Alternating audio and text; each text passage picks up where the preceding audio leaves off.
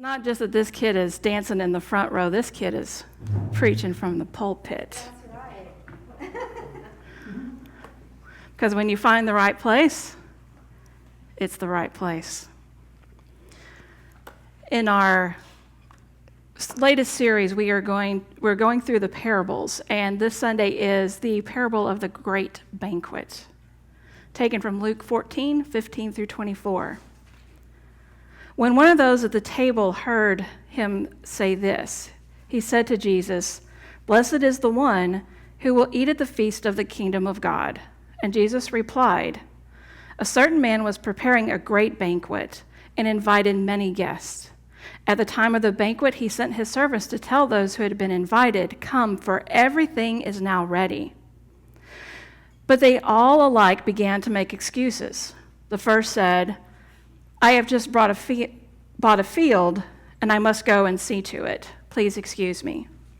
Another said, 'I have just bought 5 yoke of oxen, and I am on my way to try them out. Please excuse me.' Still another said, 'I just got married, so I can't come.' So the servant came back and reported this to his master, and then the owner of the house became very angry and ordered his servant, 'Go out quickly into the streets and alleys of the town and bring the poor, the crippled, the blind, and the lame.' 'Sir,' the servant said, 'what you ordered has been done, but there's still room.' Then the master told his servant, 'Go out to the roads and the country lanes and compel all of them to come in, so that my house will be full. And I tell you, not one of those who were invited will get a taste of my banquet.'" And when I look at this metaphysically, and we're going to dance a little bit between the metaphysical and the maieutic, but metaphysically, the banquet means the continuous presence of God in abundance, the finest, the best. The kingdom represents the Christ consciousness. The Great Supper represents access to the full substance of spirit. And the field represents outside of the house of God. So it's those places where we may perhaps see distraction or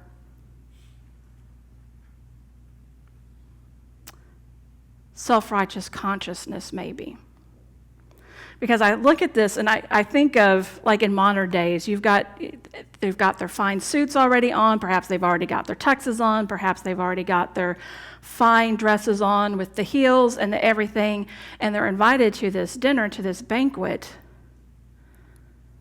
But for some reason, they find excuses to move away from this Christ consciousness. So notice how that all of these people in their proper places, for some reason, they cast blame. To me, being present at the banquet means present in the consciousness of God.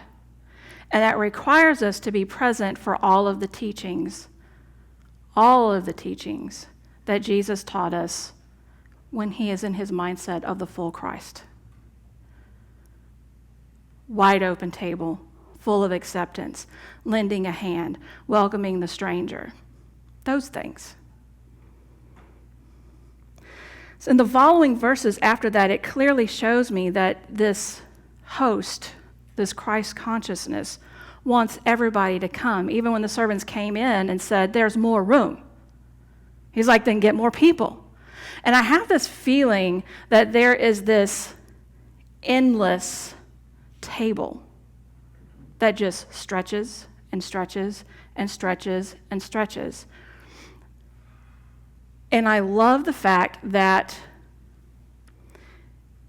it's completely open. Everybody, bring everybody.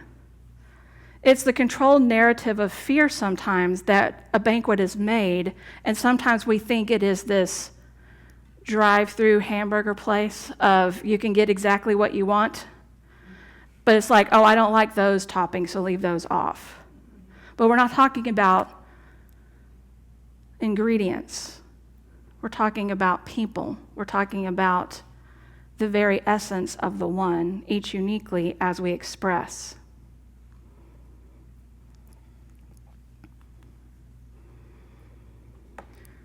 The truth here is that the banquet is calling us to partake.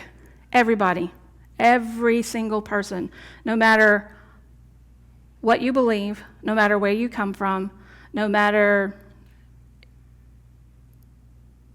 who you love, no matter how you identify, no matter whether you're liberal or conservative or neither, no matter ability, disability, intellectual levels, none of that is a requirement to partake in the banquet. Everybody is welcome. The Great Supper, which is following Christ, is being guided by Spirit. Then we will become aware of how the Christ consciousness uniquely shines in every single one of us. When we partake in that banquet, we can fully see the Christ light in every single person. The God light, the Buddha light, the Allah light, same thing. That higher consciousness that resonates to you is part of this one great, amazing entity that we happen to call God. And when we have a banquet table, we need to add more chairs. There's plenty of space at the banquet table. He kept inviting more and more. So what is being served at this banquet table? At this story, he had a feast of like all the things, everything. But I wanted to take an opportunity today to tie this into the Lord's Supper, because to me, too, that is a great banquet. And some of the things being offered at this table are love, acceptance, encouragement, communion with others, communion with the Christ within, forgiveness, spiritual freedom, and affirming our oneness. My talk is a little condensed today so that we can partake and celebrate in the Lord's Supper. And so when I say this, I know people may be coming from different backgrounds. There are no requirements for this table. You don't have to have gone through confirmation, catechism, baptism. Not a requirement. Your requirement is just a willingness to want to come, a willingness to partake, to make sure that everybody is included. I'm celebrating also the different digestive systems that we all have. So there's regular bread. There is gluten-free bread on this side, and the front is tortillas, so it's unleavened and without yeast. So everybody can partake. The juice is juice. It's grape juice. So everybody is covered. Everybody is good there. And this will be a little bit participatory of our celebration of communion today, so I'll move the slide in a minute, and we'll have to where I will say a line, and then y'all will say something back, and there will be affirmations. Jesus had a few final things that he wanted to do. He knew that he would be handed over to Pontius Pilate. One of those things was to spend sacred time with his loved ones, his disciples.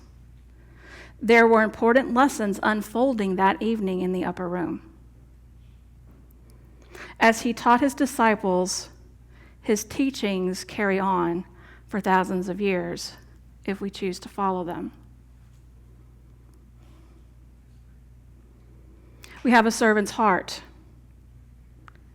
We are to live based on the example that he set. Together with me, I am love, serving all of God's divine expressions. We are to welcome everyone in an open heart. His gathering that evening was small, yet he set the stage for an open table. I am open. I receive each person and celebrate their authentic expression. You have to go back a slide. I do. Yeah. My bad. I'll start that over from the top. I made that too small. We are welcome to everyone with an open heart. His gathering that evening was small, yet he set the stage for an open table. I am open. I receive each person and celebrate their authentic expression. making sure it matches. We are to forgive with a freed heart. He knew keeping resentment creates a distance in our awareness of our Christ nature. Together, I am free. I release so that my heart is open to receive blessings.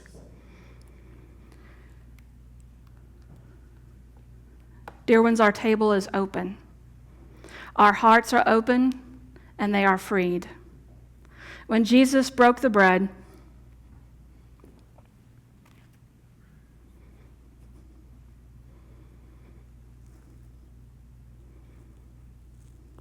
he was speaking from his Christ presence. The broken body is not a reference to human suffering that he endured, but a concrete knowing that the one body is that of Christ, and the broken aspect is our unique expression of that Christ. We are the pieces.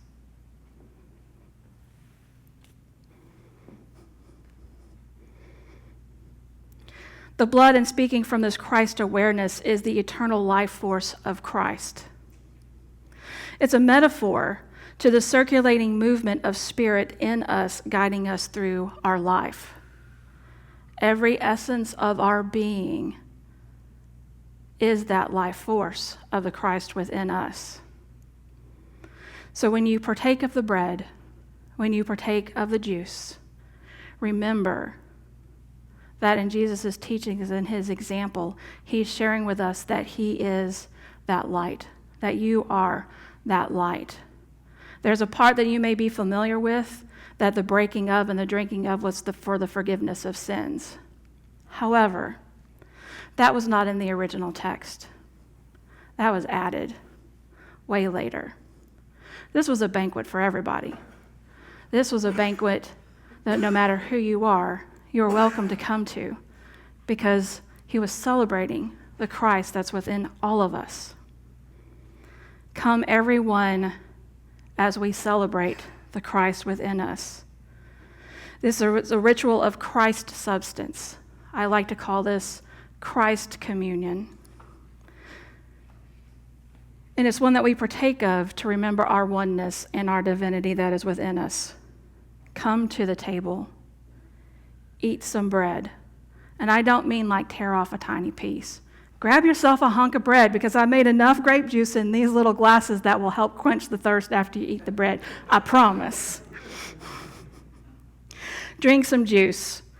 And you may choose to, as the song says, have a seat on the front row if you want to spend some time in prayer and special communion with the Christ consciousness that you know. And if you want to, you can go back to your seat and share that same feeling, that same presence. So what we will do is I will invite you to come forward, and you will be able to come row by row, come up the center, come up, and then when you go back to your seat, choose the outer row. That way when you come back into the row, you'll be where you were. Okay? And this is the regular bread. This is the gluten-free bread. This is the no yeast bread. And so I invite you to come, partake.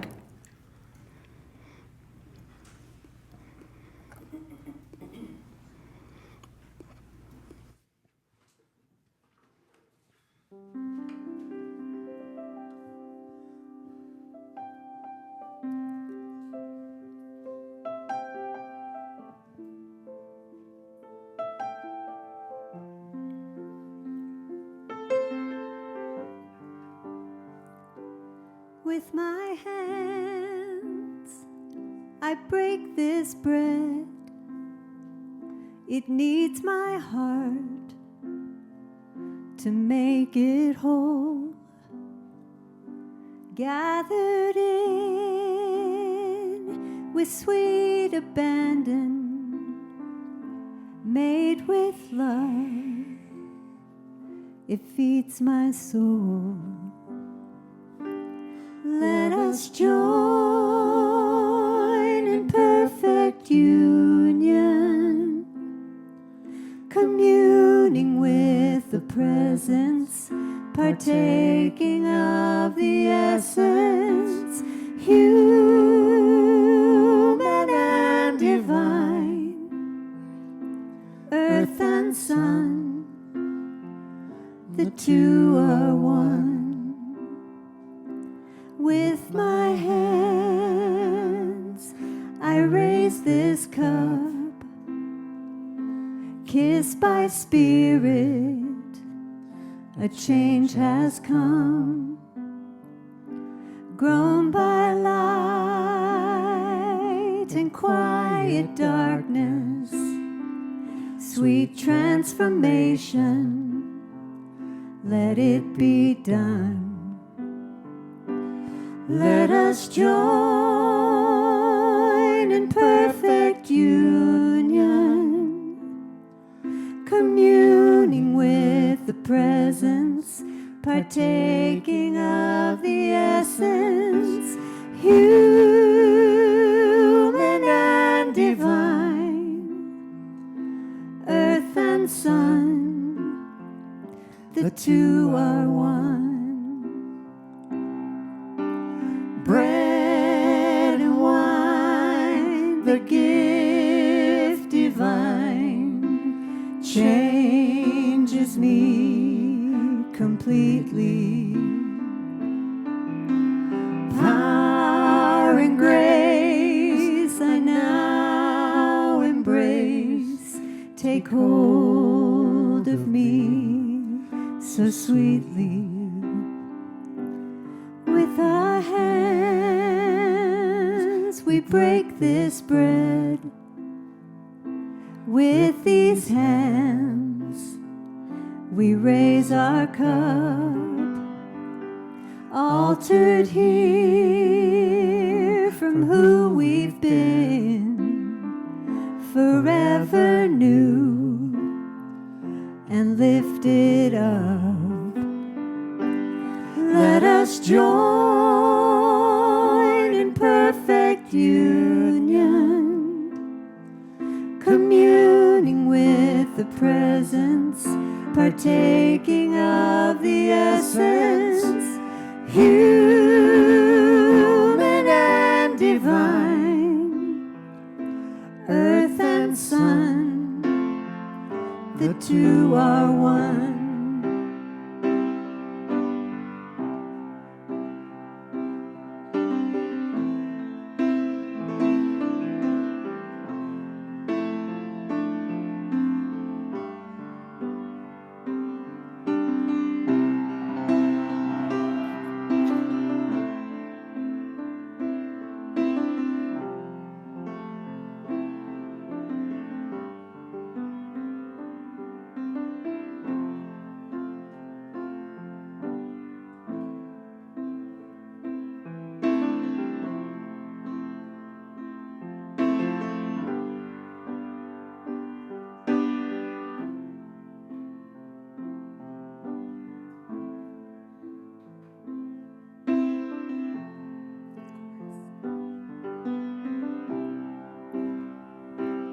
Let us join in perfect union, communing with the presence, partaking of the essence, human and divine, earth and sun, the two are one. Human and divine, earth and sun, the two are one.